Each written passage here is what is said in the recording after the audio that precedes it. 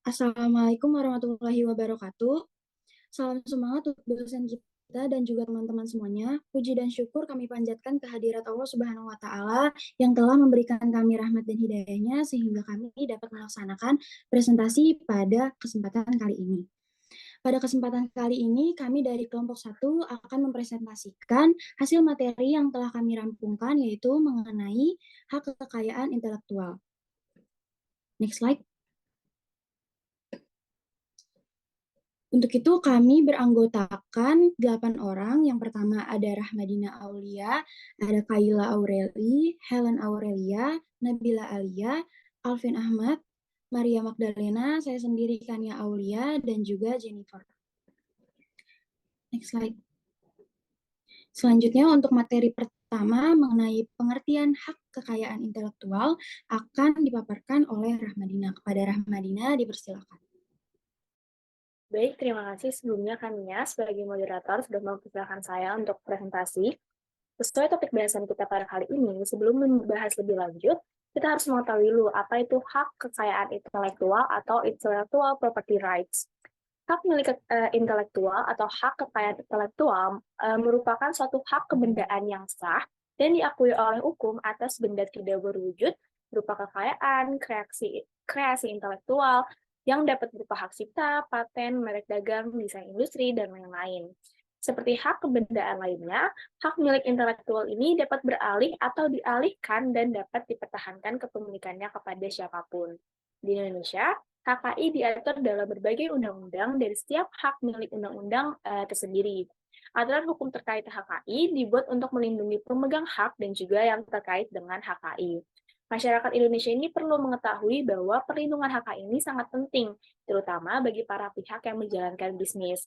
Karena pada intinya, HKI adalah hak untuk menikmati secara ekonomis hasil dari suatu kreativitas intelektual. Untuk itulah kita perlu mempelajari sebagai pengantar dalam memahami apa itu HKI yang akan sangat berguna untuk masyarakat yang pada umumnya dan khususnya bagi para pelaku bisnis di Indonesia. Nah, di Indonesia sendiri, apresiasi terhadap hak kekayaan intelektual ini sebenarnya masih sangat rendah, sehingga terkadang masih ada yang menganggap bahwa hak kekayaan intelektual ini tidak dibutuhkan. Padahal, kenyataannya seperti yang sudah saya sebutkan, hak kekayaan intelektual ini berguna untuk melindungi pengusaha atau seorang pebisnis dari kemungkinan penggunaan hak miliknya tanpa izin. Oleh karena itu, penting banget nih bagi para pengusaha ataupun khususnya eksportir untuk mempersiapkan produknya terkait HKI sebelum melakukan ekspor agar produk tersebut memiliki perlindungan hukum. Indonesia sendiri sebagai keanggotaan dari World Trade Organization atau WTO harus menyesuaikan segala peraturan perundang-undangan di bidang hak kekayaan intelektual dengan standar yang ditetapkan. Nah, sebagai salah satu buktinya, Indonesia itu memberikan perhatian yang serius dalam melindungi HKI dan memiliki instansi yang berwenang dalam mengelola hak kekayaan intelektual ini, yaitu Direktorat Jenderal Hak Kekayaan Intelektual atau Ditjen HKI yang berada di bawah Departemen Kehakiman dan HAM Republik Indonesia. Boleh di next. Selanjutnya mungkin teman-teman masih bingung nih, apa itu contoh-contoh HKI? Nah, secara garis besar, HKI ini dibagi menjadi dua kategori, yaitu hak cipta dan hak kekayaan industri. Hak kekayaan industri ini terdiri lagi dari hak paten, merek, desain industri, hak cipta, indikasi geografis, desain tata letak sirkuit terpadu, rahasia dagang, dan varietas tanaman. Nah, ini semua akan dibahas lebih lanjut oleh teman-teman saya dalam pembahasan berikutnya. Nah, dalam kehidupan sehari-hari, tanpa kita sadari nih, kita juga sering kok bersinggungan dengan hak kekayaan intelektual atau HKI. Setiap benda yang kita pakai, pasti di dalamnya itu pasti memiliki hak kekayaan intelektual. Seperti contohnya paten, itu ada Google, terus ada merek, bisa iPhone, Honda, BMW, gitu. Itu kan merek. Terus ada desain industri dan hak cipta, seperti hak cipta pada lagu, hak cipta penerbitan buku, dan hak cipta film. Nah, dan tanpa kita sadari juga, banyak kok kita sering bersinggungan dengan pelanggaran hak kekayaan intelektual, seperti kasus pelanggaran hak cipta buku berupa buku bajakan, terus ada juga kasus pelanggaran hak cipta teknologi berupa software retasan, dan kasus pelanggaran hak cipta logo berupa penciptakan logo, dan kasus-kasus pelanggaran hak cipta kekayaan sinematografi berupa film bajakan. Maka dari itu, tanpa kita sadari, kita harus mengetahui lebih lanjut apa itu HKI dan mengapa kita harus menerapkan HKI dalam kehidupan sehari-hari. Selanjutnya, materi selanjutnya akan disampaikan oleh teman saya. Saya kembalikan kepada moderator. Baik, terima kasih untuk Rahmadina. Kemudian akan ada materi mengenai fungsi penting dari hak kekayaan intelektual yang akan disampaikan oleh Jennifer. Kepada Jennifer dipersilakan. Selanjutnya, saya akan menjelaskan mengenai fungsi penting dari HKI. Nah, fungsi penting dari HKI ini terdapat 4 poin penting. Yang pertama itu sebagai perlindungan hukum terhadap cipta dan karya ciptaannya. Nah, jika mendaftar suatu karya kepada HKI, maka secara otomatis karya tersebut akan mendapatkan perlindungan secara hukum dan pemilik akan secara leluasa untuk memanfaatkan nilai ekonomis dari karyanya tersebut dan tanpa takut untuk menyalahi hukum. Nah, yang kedua itu sebagai bentuk antisipasi pelanggaran HKI. Karena pendaftaran HKI dapat membuat landasan yang kuat untuk melawan orang-orang yang menggunakan karya milik orang lain atau melakukan plagiarisme atas karya orang lain secara ilegal. Nah, yang ketiga itu meningkatkan kompetisi dan memperluas pangsa pasar. Nah, dari adanya HKI tersebut dapat membentuk suatu motivasi dalam masyarakat dalam berkarya dan berinovasi sehingga kompetisi semakin meningkat dan secara tidak langsung HKI ini akan membuat perusahaan saling berlomba untuk menciptakan suatu karya tanpa tanpa takut karyanya itu akan diambil orang lain atau akan diplagiarisme orang lain secara ilegal. Nah, yang poin terakhir itu memiliki hak monopoli. Seperti yang kita ketahui bahwa hak kekayaan intelektual ini hanya diberikan kepada pihak pertama yang mendaftarkan ke Direktorat Jenderal HKI. Nah, pendaftaran ini akan memberikan hak monopoli untuk melarang pihak lain menggunakan HKI tanpa izin. Sekian dari saya kembalikan kepada moderator. Baik, terima kasih untuk Jennifer yang telah memaparkan materinya. Selanjutnya ada materi mengenai kapan orang bisa mendaftarkan HKI. Untuk itu, kepada Helen dipersilakan. Terima kasih moderator atas waktunya. Di sini saya akan menjelaskan kapan orang dapat mendaftarkan HKI. HKI itu hak kekayaan intelektual berupa merek dagang, jadi harus didaftarkan sebagai upaya untuk mencegah terjadinya sengketa dalam berbisnis. Pelaku usaha juga termasuk UMKM bisa mendaftarkannya ke Direktorat Jenderal Kekayaan Intelektual Kemenkumham. Jadi menilai mendaftarkan merek dagang itu lebih baik saat awal merintis. Kenapa di awal? Jadi kan kita mendaftarkan merek dagang dari awal itu lebih bagus karena itu sebagai preventif. Apalagi yang namanya usaha itu pengen bisnisnya itu berkembang di negaranya. Jadi kita nggak tahu kalau misalnya bisnis kita misalnya contohnya jadi viral terus banyak diikuti dan hal-hal yang terjadi lainnya, jadi lebih bagus mendaftarkan dari awal. Nah, hal ini tuh bertujuan sebagai preventif jika di kemudian hari saat menjalankan bisnis itu terjadi suatu sengketa karena namanya. Saya kembalikan lagi ke moderator. Baik, terima kasih untuk Helen. Selanjutnya akan ada materi mengenai pengertian merek dagang dan juga merek jasa. Untuk itu, saya persilakan kepada Maria. Baik, terima kasih Kak Nia sebagai moderator yang telah mempersilahkan saya untuk memaparkan materi yang saya bawakan. Next. Merek atau brand adalah suatu tanda atau simbol yang terdiri dari istilah gambar, logo, desain, atau kombinasi dari semua itu yang ditunjukkan untuk mengidentifikasi atau mendefinisikan atau memberi identitas kepada suatu barang atau layanan jasa dari suatu penjual, serta membedakan dari pesaing.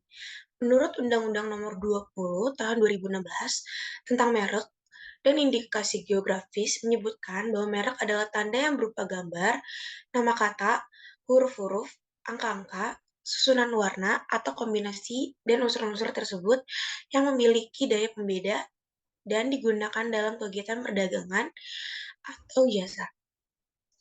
Selanjutnya ada perusahaan dagang, ada perusahaan jasa. Merek dagang adalah salah satu jenis hak kekayaan intelektual yang terdiri dari tanda, desain, atau ekspresi yang dapat dikenali untuk mengidentifikasikan produk atau layanan yang didistribusikan ke pasar. Contoh dari merek dagang itu sendiri seperti Aqua, Shopee Martin, Indomie, Coca-Cola. Selanjutnya ada merek jasa. Merek jasa itu apa sih? Merek jasa itu merupakan merek yang digunakan pada jasa yang diperdagangkan oleh seseorang ataupun beberapa orang secara bersama-sama atau badan hukum untuk membedakan dengan jasa-jasa sejenis lainnya. Contoh dari merek jasa sendiri yaitu seperti restoran KFC, McDonald's, hotel, Matahari, Carrefour, Ramayana, dan lain-lain. Untuk materi selanjutnya akan dipaparkan oleh rekan saya dan saya akan menyerahkan kepada moderator. Baik, terima kasih Maria atas pemaparannya. Untuk selanjutnya, materi mengenai hak atas merek dan unsur penghalang merek dagang itu akan disampaikan oleh saya sendiri. Oke. Untuk hak atas merek dagang ini merupakan hak eksklusif yang diberikan oleh negara kepada pemilik, dan juga merek yang terdaftar ini ada dalam daftar umum merek untuk jangka waktu tertentu dengan menggunakan sendiri merek tersebut, memberikannya kepada pihak lain untuk menggunakannya. Atau bisa kita tangkap bahwa hak atas merek dagang ini bisa diperoleh setelah merek tersebut terdaftar. Yang dimaksud dengan kata terdaftar ini adalah terjadi setelah kita melakukan permohonan melalui proses pemeriksaan formalitas, proses pengumuman, dan juga proses pemeriksaan substansif serta mendapatkan persetujuan menteri untuk diterbitkan sertifikat. Next slide.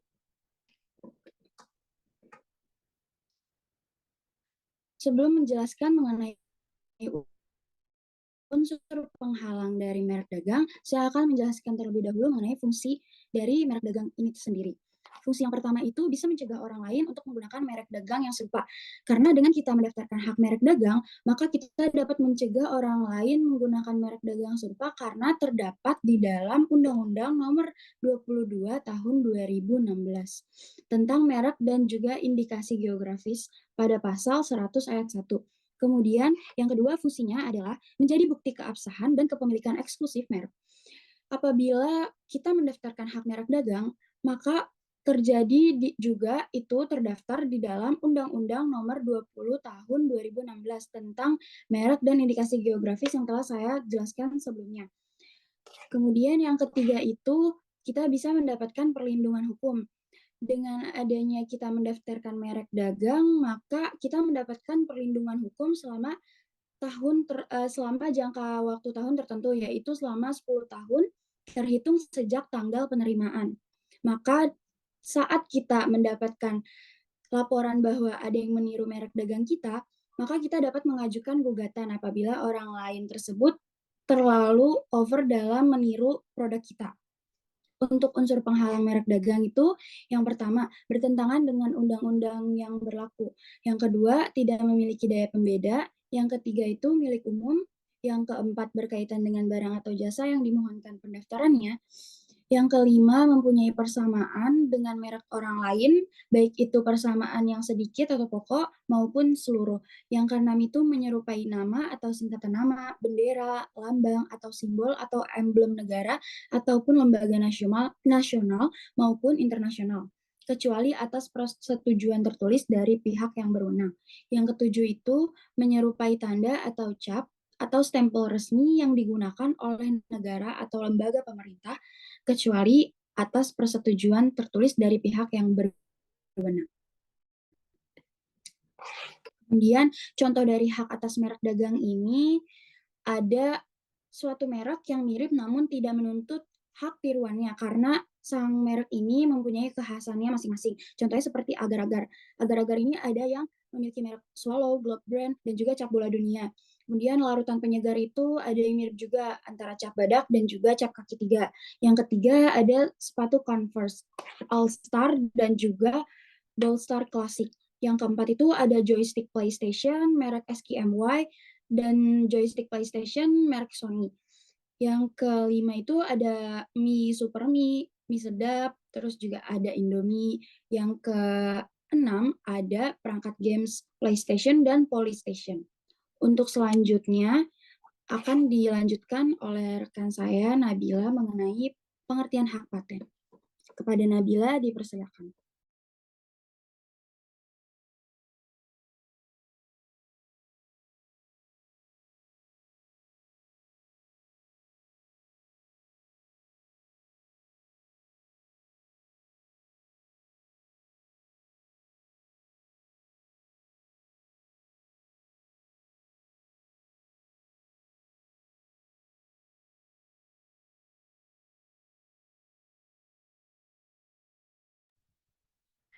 Baik, terima kasih Kania sudah mempersilahkan saya. Di sini saya akan menjelaskan pengertian paten. Nah, paten adalah hak eksklusif yang diberikan oleh negara kepada penemu atas hasil penemuannya itu di bidang teknologi yang untuk selama waktu tertentu melaksanakan sendiri invensinya tersebut atau memberikan persetujuannya kepada pihak lain untuk melaksanakannya. Dari definisi konsep paten mendorong inventor untuk membuka pengetahuan yang dimiliki untuk kemajuan masyarakat dan sebagai kompensasinya, inventor memperoleh hak eksklusif selama jangka waktu tertentu. Karena pemberian hak paten kepada inventor tidak mengatur dan menentukan siapa saja yang harus melaksanakan invensi yang didapatkan tersebut. Maka, paten tidak digolongkan sebagai hak monopoli. Selanjutnya, next slide. Selanjutnya, saya akan menjelaskan subjek yang dapat dipatenkan. Secara umum, ada 3 kategori besar mengenai subjek yang dapat dipatenkan. Nah, yang pertama ada proses. Proses mencakup algoritma, metode bisnis, sebagian besar perangkat lunak atau software, teknik medis, teknik olahraga, dan semacamnya. Dalam hal paten yang berkaitan dengan proses, yaitu menggunakan proses produksi yang diberikan paten untuk membuat barang dan tindakan lainnya. Jadi, proses merupakan hak negatif yang diberikan negara kepada inventor untuk melarang pihak lain menggunakan atau mengeksplorasi invensinya selama waktu tertentu, terhitung sejak tanggal penerimaan permohonan paten. Setelah diberi paten, inventor berkewajiban untuk membayar biaya maintenance setiap tahunnya. Nah, yang kedua ada mesin mencakup alat dan aparatus. Yang ketiga ada barang atau produksi. Barang yang diproduksi mencakup perangkat mekanik, perangkat elektronik, dan komposisi materi seperti kimia, obat-obatan, DNA, RNA, dan sebagainya. Dalam hal paten yang berkaitan dengan produk atau barang, yaitu membuat, menjual, mengimpor, menyewakan, dan menyerahkan, memakai, dan menyediakan untuk dijual atau disewakan atau diserahkan hasil produksi yang diberi.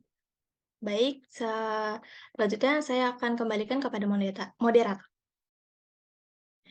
Baik, terima kasih untuk Nabila yang telah memaparkan materi. Untuk materi selanjutnya mengenai jangka waktu paten dan juga pihak ahli paten akan dipaparkan oleh Alvin. Kepada Alvin dipersilakan. Baik, terima kasih. Selanjutnya ada jangka waktu paten. Next slide. Paten diberikan untuk invensi yang baru dan mengandung langkah inventif serta dapat diterapkan dalam industri. Suatu invensi mengandung langkah inventif jika invensi tersebut bagi seseorang yang mempunyai keahlian tertentu di bidang teknik. Dalam Undang-Undang Kementerian Keuangan, pada bagian kedua mengenai jangka waktu paten, pasal 8 disebutkan, paten diberikan untuk jangka waktu selama 20 tahun, terhitung sejak tanggal penerimaan dan jangka waktu itu tidak dapat diperpanjang. Tanggal mulai dan berakhirnya jangka waktu paten dicatat dan diumumkan. Dalam pasal 10 disebutkan juga, yang berhak memperoleh paten adalah inventor atau yang menerima lebih lanjut hak inventor yang bersangkutan. Next slide.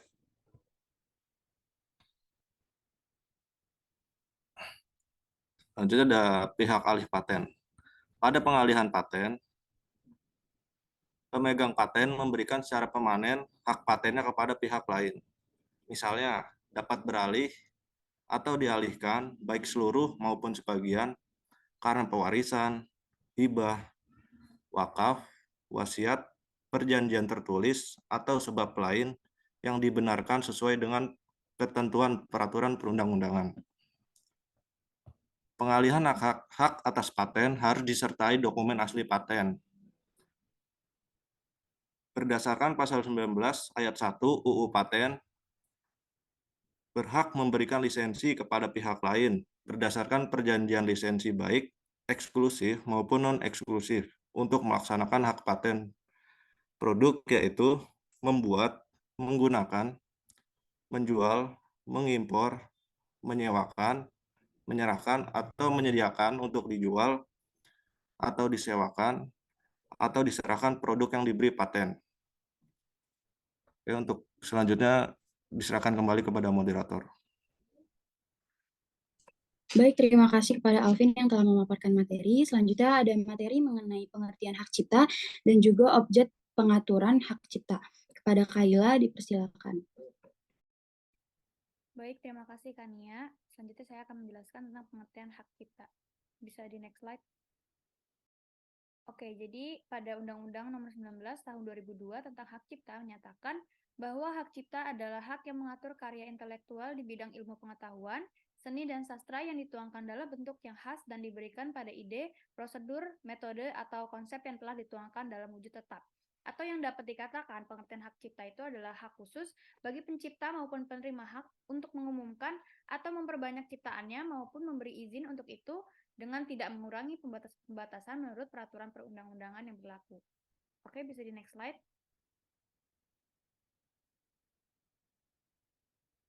Selanjutnya adalah objek pengaturan hak cipta. Objek pengaturan hak cipta atau objek perlindungan hak cipta menurut Undang-Undang Hak Cipta adalah ciptaan dalam bidang ilmu pengetahuan seni dan sastra yang meliputi karya-karya yang ada pada slide ini. Yang pertama ini adalah ciptaan yang dapat dilindungi seperti buku, program komputer, pamflet, perwajahan atau layout karya tulis yang diterbitkan, dan semua hasil karya tulis lain, hingga terjemahan, tafsir, saduran, bunga rampai, database, dan karya lain dari hasil pengalih wujudan. Bisa di next slide. Selanjutnya ini adalah objek pengaturan hak cipta yang ciptaannya tidak diberi hak cipta, seperti hasil rapat terbuka lembaga-lembaga negara, peraturan perundang-undangan, pidato kenegaraan atau pidato pejabat pemerintah, putusan pengadilan atau penetapan hakim, atau keputusan badan arbitrase atau keputusan badan-badan sejenis lainnya. Jadi hal-hal tersebut adalah ciptaan yang tidak dapat diberikan hak cipta. Oke, selanjutnya, next.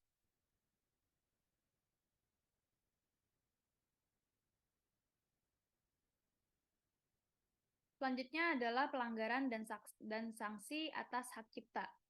Jadi, pelanggaran atau suatu perbuatan dapat dikatakan sebagai suatu pelanggaran hak cipta apabila perbuatan tersebut melanggar hak khusus dari pencipta atau pemegang hak cipta tersebut. Jadi, ada beberapa pelanggaran yang dapat dilakukan oleh orang dengan menyebut atau mencantumkan sumbernya tidak dianggap sebagai pelanggaran hak cipta atas saya akan menyebutkan beberapa contohnya, seperti penggunaan ciptaan pihak lain untuk kepentingan pendidikan, penelitian, penulisan karya ilmiah, penyusunan laporan, penulisan kritik, atau tinjauan suatu masalah dengan tidak merugikan kepentingan yang wajar dari pencipta. Dan ada beberapa contoh lainnya yang dapat dilihat di slide PPT tersebut. Oke, next slide. Selanjutnya adalah sanksi. Sanksi pidana terhadap pelanggaran hak cipta sebagaimana tercantum menurut pasal 72 Undang-Undang Hak Cipta, bagi mereka yang dengan sengaja atau tanpa hak melanggar hak cipta orang lain dapat dikenakan pidana penjara paling singkat 1 bulan dan atau denda paling sedikit 1 juta rupiah, atau pidana penjara paling lama 7 tahun dan atau denda paling banyak 5 miliar rupiah. Selain itu, beberapa sanksi lainnya adalah yang pertama adalah menyiarkan atau memamerkan, mengedarkan atau menjual ciptaan atau barang hasil pelanggaran hak cipta dipidana dengan pidana penjara maksimal 5 tahun dan atau denda maksimal 500 juta rupiah. Dan juga sanksi yang lainnya adalah memperbanyak penggunaan untuk kepentingan komersial suatu program komputer dipidana dengan pidana penjara paling lama 5 tahun dan atau denda paling banyak 500 juta rupiah. Oke, sekian dari saya. Dapat dilanjutkan oleh moderator. Baik, begitu pula yang telah kami sampaikan. Untuk itu, saya sebagai moderator memiliki kesimpulan atas materi yang telah kami paparkan, yaitu hak milik intelektual ini merupakan suatu hak kebendaan yang diakui oleh hukum atas benda tidak berwujud dan juga berupa kekayaan atau kreasi intelektual yang dapat berupa hak cipta, hak paten, merek dagang, desain industri, dan lain-lain. Dan ini sangat penting dalam kehidupan kita. Contohnya saja dalam berbisnis itu ada hak merek dagang yang berfungsi mencegah orang lain menggunakan merek serupa, menjadi bukti keabsahan, dan mendapatkan perlindungan hukum sesuai dengan Undang-Undang Nomor 20 Tahun 2016 dan pada pasal 100 ayat 1 dan juga pasal 93, yang mana kita mendapatkan perlindungan hukum selama 10 tahun terhitung sejak penerimaan haki kita, dan juga ketika kita mendapatkan tiruan, maka orang yang meniru kita akan mendapatkan sanksi pidana penjara paling sebentar 1 bulan dan paling lama 7 tahun. Kemudian atau bisa mendapat juga sanksi uang sebanyak paling sedikit 1 juta dan paling banyak 5 miliar. Baik, cukup sekian yang dapat kelompok kami sampaikan. Kurang lebihnya mohon maaf. Wabillahi taufiq wal hidayah. Wassalamualaikum warahmatullahi wabarakatuh.